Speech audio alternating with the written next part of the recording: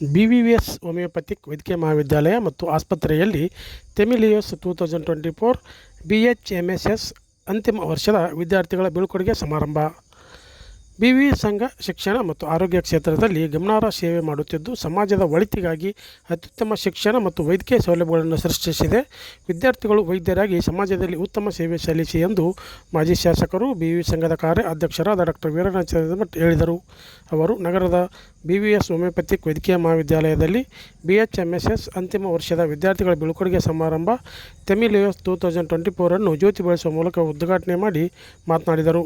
ಈ ಸಂದರ್ಭದಲ್ಲಿ ಗೌರವ ಕಾರ್ಯದರ್ಶಿ ಮಹೇಶ್ ಅತ್ತನಿ, ಕಾಲೇಜು ಆಡಳಿತ ಮಂಡಳಿಯ ಕಾರ್ಯಾಧ್ಯಕ್ಷ ಮಲ್ಲಿಕಾರ್ಜುನ ಸಾಸನೂರ್, ಪ್ರಾಚಾರ್ಯ ಡಾ ಅರುಣ್ ಹುಲಿ, ಪ್ರಾಧ್ಯಾಪಕ ಡಾ ರವಿ ಕೋಟೆನವರ್, ಸಂಗಣ್ಣ ಕಲಾದಗಿ, ಶರಣಪ್ಪ ರುದ್ರಾಕ್ಷಿ, ನವೀನ್ ಕುಮಾರ್ ವಾಲಿ, ಪ್ರಭುಕಾಂತ್ ನಾರ, ಸಂಜಯ್ ಪಲ್ಲೆ, ಚಂದ್ರಶೇಖರ್ ಶೆಟ್ಟರ್, ಶಿವಾನಂದ್ ಮಳಿಗೇರಿ, ರುದ್ರು ಅಕ್ಕಿಮರಡಿ ಸೇರಿದಂತೆ ಅನೇಕರು ಉಪಸ್ಥಿತರಿದ್ದರು.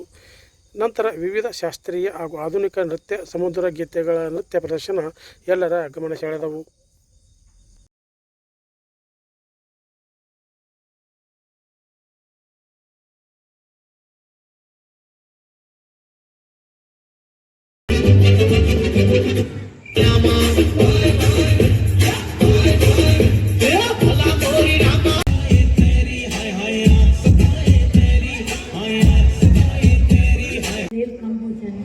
हर बार लड़कियां ही जली, ये तो जरूरी नहीं.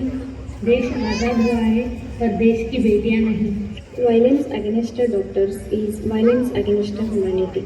I will never understand why it is more shameful to be raped than to be a rapist.